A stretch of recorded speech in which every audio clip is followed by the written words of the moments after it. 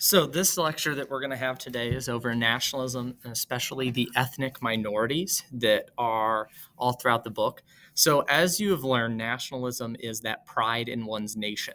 But one of the major issues facing the world throughout the 16, 17, 18, and early 1900s is going to be a lot of those multi-ethnic empires. Remember, those are those big empires where a different ethnic group would rule over a multitude of other ethnicities. And the idea of nationalism is going to start to spread and cause a lot of those minorities to want independence. So all a minority is it's a group of people who aren't the majority of a country.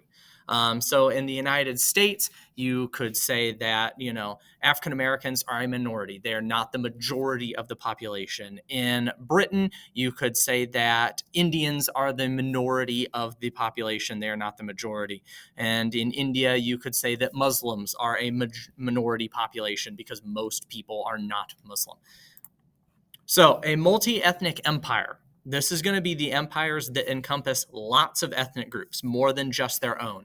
The best example we're going to have all throughout our class is going to be Austria. So Austria ruled over a Austrian core. That was their core ethnic group. But they had Hungarians, Czechs, Romanians, Russians, Serbs, all kinds of Poles, and all those groups were ruled by the Austrians. Some more specific ones, the Great Hunger, also known as the Great Famine, which we call the potato famine over here. This is a time in Ireland for about 7-8 years where pretty much all the Irish potato harvest failed, and that's going to become really important when we talk about Ireland. The Act of Union, this is where Great Britain and Ireland united under the United Kingdom. So I've always said that Great Britain has lots of different names. This is where the name Great Britain actually begins to be used a lot, all the way back in 1801. Slavic people, these people are going to come up a lot. This is a big ethnic group that mostly lives in Eastern Europe. They are broken into sub-ethnic groups, but people like Russians, Poles, Romanians, Hungarians, Serbs, they are all Slavic. That's kind of their shared identity. And then Pan-Slavism, whenever you see the word pan, it means all or all across. Pan-Slavism is the idea that all the Slavic people, those people in Eastern Europe we just talked about, should be unified under one nation. So this is kind of a form of nationalism. So what is an ethnic group?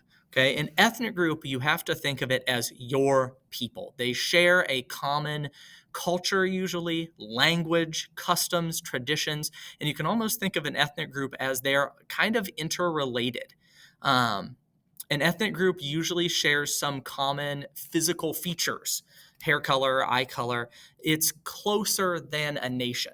So an ethnic group is much, much closer. The bonds between an ethnic group are very, very, very close. This can kind of be hard for us in the United States to wrap our heads around because we're also mixed here, most of us at least, that we're from 4 or 5 different ethnic groups. So some of the examples you have down here, like the Maori over in New Zealand, who we're going to talk about. You have the Maasai over in Africa. Japan, the Japanese, okay? I want to say down here are Hungarian women in traditional Hungarian clothing. It's that very close, almost like ties of kinship that people have. So this video you watched at the beginning, this is just it explains ethnic groups really well. So I hope you watched it at the start, and it explains the difference between race, ethnicity, and nationality. Because if you don't understand this, it's really going to be difficult on our next LEQ that you're going to take. All right, so nationalism and ethnicity. Most of history, the multi-ethnic empires were the norm. Empires that ruled over a lot of different people other than just their people. That was standard. It was mostly done through conquering. But the Enlightenment, and especially nationalism, remember this is all focused on nationalism, begins to change that. The idea was ethnic group solidarity. That's the key piece there, okay? That there is going to be a unified people. And usually people unify around their ethnic group. Like, these are my people. They are who I belong to. Second was that idea of democratic ideas, the desire for sovereignty you can see up here, okay? That the people who are their own ethnic group should rule themselves. It doesn't make sense for the Russians to rule over the Polish. The Polish should rule the Polish. And then the last piece is that they actually have a territory that they call their area. So most ethnic groups have a territory where they live, or they've historically lived for a long time, and that's theirs. This gives rise to one of the most important ideas in modern history, the nation state. So this is where you take a nation, a group of people, and you give it its own government, a state. So this idea begins to challenge these multi-ethnic empires that each nation should have its own government and rule itself. And you can see that it takes all three of these parts up here. You have to have a unified people. You have to agree that you are, a nationalist group. You have to have a desire, a want to have your own government, because if a group is okay living in a multi-ethnic empire, that's totally fine. And you have to have a territory that you can actually say, this is ours. And that leads to having a government in an area that ethnic group or that nation rules on their own. You can see this mostly in Europe. Europe is split up into its nation-state ethnic groups the most. Obviously, with immigration, things have changed, but like people who live in France are mostly French. They're unified people. They're French. They have a desire to have their own French government, and they have a territory where French people live. Leads to a nation-state. So we're going to talk about the Irish. Now, like I told you, these are all minority groups that we're going to talk about today. And most of them did not have their own state.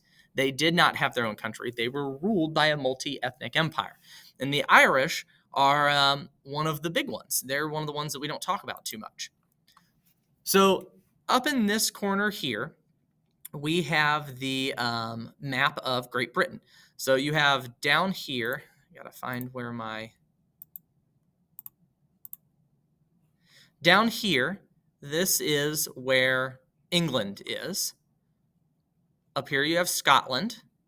And then over here we have Ireland. So Ireland had been ruled by Britain for hundreds of years. Britain and Scotland had slowly colonized Ireland. They had taken it over through conquest. There's a lot of differences between the British and the Irish. So the British are mostly Protestant. They follow a different church, and the Irish are mostly Catholic. And that's going to be kind of the big break between Britain and Ireland is obviously there's language differences and some cultural differences, but religion is going to play the biggest part in that. So the Irish do not like the British ruling over them. Remember, the Irish think of themselves as their own separate nation. Some of the big things that English could do that made the Irish mad was, first, English could evict the Irish whenever they wanted. They could throw them out of their homes. The English owned most of the land, so they kind of called the shots. The Irish language itself was suppressed. You could not speak Irish. You had to speak English. Catholics, who are mostly Irish, could not vote.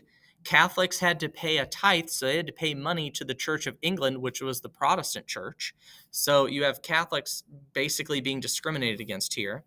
And then lastly, the Act of Union. Ireland was forced to join Great Britain pretty much by conquest. It really wasn't a real vote. And there's a lot of people in Ireland that want independence. They're Irish nationalists. The Great Hunger, which we kind of talked about a little bit, the Irish potato famine, began to kind of throw fuel on this fire. Like, because of these other reasons, the Irish are already angry. They're already upset with the British. But the Great Hunger is like pouring gasoline on the fire. If you look at this picture up here, you're going to see that it was literally so bad that people were quite literally picking which children would live and who would die with starvation. Millions and millions of Irish are immigrating to the United States of America because there's just simply not enough food and there's too many people. So around this time in the 1800s, a real nationalist campaign begins. The goal of this nationalist campaign is an independent Ireland. The Irish want to rule themselves. There's two groups. So we have the moderates, and they want what's called home rule. Okay, the moderates want Ireland to remain a part of Great Britain. They say that it's good that you should be part of Great Britain. If you look at this picture down here in the bottom corner, you have like the symbol of Ireland with their symbol and Great Britain shaking hands. They say that it is good for Ireland to be part of Great Britain because it adds military power, it adds economic power, but Ireland is going to make laws for itself. So Ireland will make laws for Ireland, but Great Britain will kind of control the whole set of all the nations. The other side are the Fenians. And the Fenians are the more radical side, and they want complete independence. So the Fenians are up here, and you can see the Fenian Brotherhood is kind of this idea that the Irish in America should support Irish independence. They want an open rebellion against Great Britain. They want to overthrow the British in Ireland and create a separate and independent, fully independent Irish country. So we're going to get a little bit into the 1900s here because this is debated by the British and the Irish for a long time. And finally, in 1914, a Home Rule Bill is passed that Ireland will still stay part of Great Britain, but it will be allowed to make laws for itself. It is delayed, though, because in 1914, World War I starts. And Britain says, listen, we can't deal with this right now. We have to fight the Germans. There's bigger things we have to deal with. This causes the Easter Rising, which you can see the pictures down here, where Irish Fenians, nationalists, decide that now is the time for independence, mostly because the British are distracted by World War I. They launch a rebellion against Britain, and it is violently put down. And I mean very violently. You can see they destroy whole sections of the city. This creates a lot of bad blood between the Irish and the British. But this is a good example of nationalism. The Irish want to rule themselves. They don't want to be part of Britain. They want to have their own nation to represent the Irish people. So second, and these guys are going to come up a lot in World War I, is the dual monarchy of Austria-Hungary. We learned about conservatives. The Austrians are the ultimate conservatives in Europe during this time. The Austrian emperor straight up says to his son, rule and change nothing. And if you've learned anything about this time period, everything is changing during this time period. So the dual monarchy is this part in green. And if you notice anything about it, it is not continuous. The Austrians ruled all these little kingdoms all over Europe, and they didn't even touch each other a lot. It is a very old empire in Europe. So it's called the Habsburg Empire. You're going to see dual monarchy, Habsburg Empire, Austro-Hungarian Empire. I'll take any of them. I know what they mean. It's ruled by one family, the Habsburgs. So it's really more of like a family land holding almost. The big problem is it's many different ethnic groups and languages mixed together. So it goes all the way over here, and there's Dutch, then there's Germans. They have Italians and Swiss, a little bit into more Germany here. We got the Austrians. We've got the Hungarians, we've got Polish, we've got some Russians, we've got everything. And they're all mixed together, and a lot of these groups do not like each other.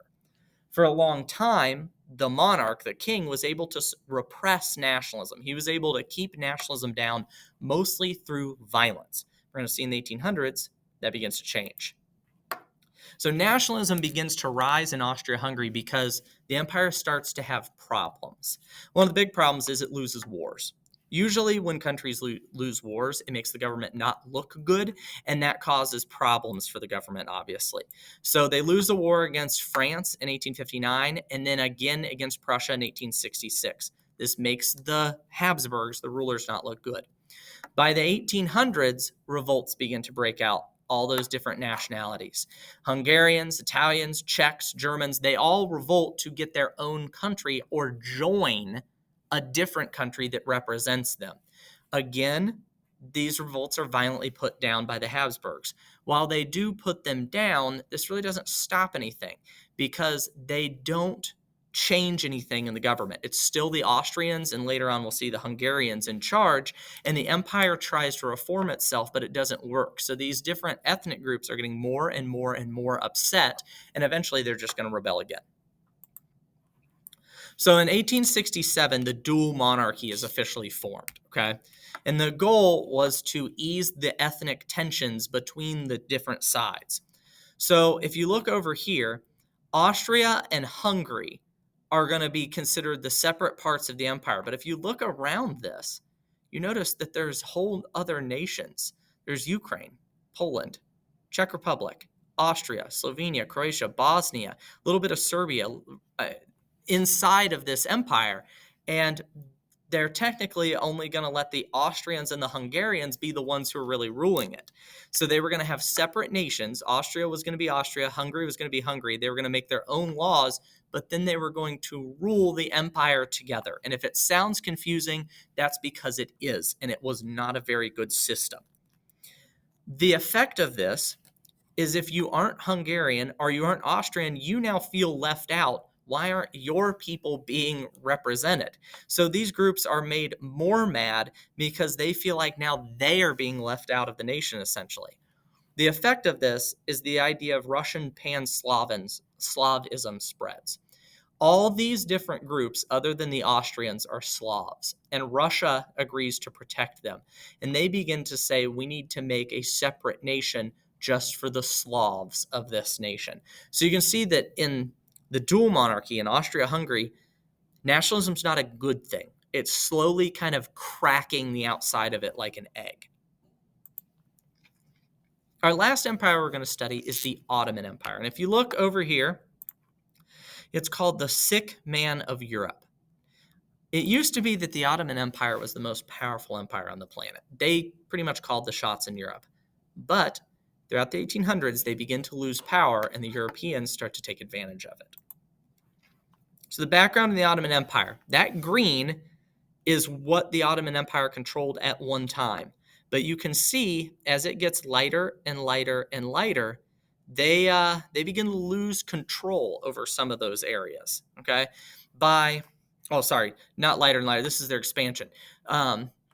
By about the 1800s, the Ottoman Empire mostly controls this area here. They controlled this area. So they're a Muslim empire. They're very different from a lot of the Europeans. They are separated based on religion. So they're not as worried about multi-ethnic. They're worried about religion. Christians, Jews, Zoroastrians, Muslims are separated from each other. They rule over, hundreds of religions, ethnicities, and regions. So nationalism is also not going to be a good thing for the Ottoman Empire. Nationalism begins to rise, just like it did everywhere else in Europe, and especially Christian Europeans resent Muslim rule. They don't want to be ruled over by the Muslims. They had to pay a special tax just to be Christians. Sometimes their children would be kidnapped from them and drafted into the Ottoman army and forced to convert to Islam. The Ottomans allowed for Christians to be taken as slaves still, so they weren't popular. So you have three different rebellions that happen. 1810s to 1830s, the Serbians revolt and get their independence. In the 1820s, the Greeks revolt and get their independence. In the 1800s, Bulgarians, Romanians, and even some other Muslims revolt against the Ottoman Empire to get their independence. Some are successful, like the Greeks, the Serbs, the Bulgarians, and the Romanians. Some are not. What this leads to is a weakening Ottoman Empire. It begins to crumble because it's constantly dealing with these rebellions, and it's like it can't stop them. So the Europeans kind of see this, and in our next unit, we're going to talk about imperialism a little bit. They begin to see this, and the Europeans begin to take advantage of it. They begin to take some of Ottoman's land, some of their colonies. And furthermore, the Russians began to feel like they needed to protect the Christians and those Slavs, because most of the Europeans who lived in the Ottoman Empire were Slavs. The Russians feel like they need to protect them because no one else will. So if you look at these two paintings on this side, you're going to notice that leading the rebellions are priests. Look at the cross necklace. I know this one's blurry, but the cross necklace. And a lot of the revolts led against the Ottomans are, again, led by Christian priests against Ottoman rule. So Ottoman Empire becomes known quickly as the sick man of Europe. This is because the Sultan, so the Sultan is just the king of the Ottoman Empire. They failed to reform the nation both politically and make it kind of account for nationalism, and industrially and make it so that it can actually kind of fight back against some of these issues. The kind of death blow for the Ottoman Empire will be World War I, but the first kind of domino to fall is the Balkan Wars of 1812. This demonstrates the Ottomans' weakness. The new nations if you look over here, all these nations began to break away from the Ottoman Empire. They fought the Ottoman Empire together, and even though the Ottomans were considered that powerful, they lost. And this area becomes known as the powder keg of Europe, where all the problems of Europe are going to come from this area because there's all these different ethnic groups, there's all these different nations fighting each other, and this will be the area that will eventually lead to World War I. So,